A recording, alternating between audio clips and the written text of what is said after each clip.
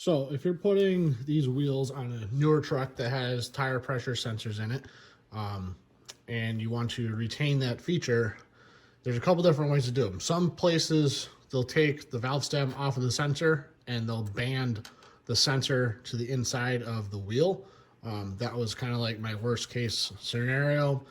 What I found is that this is strictly speaking for the Dodge style sensors and the Alcoa wheels that I got, but the valve stem that comes in the Alcoa wheels, which is this guy, is the same size shank as the factory ones. Now there's two different sensors on the factory trucks.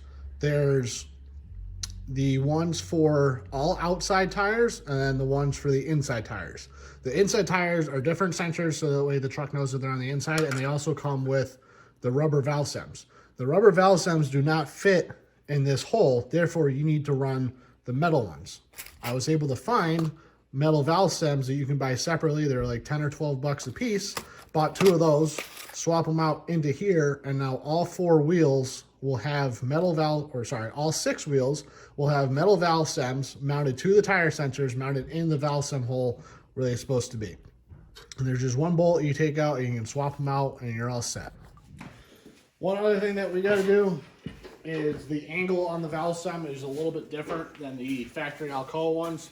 So you just have to bend the valve stem down to line up more center with the opening. That way you can get through the hole with your tire pressure to gauge and whatever you use to fill up your tire with. So just gonna use a wrench around the outside.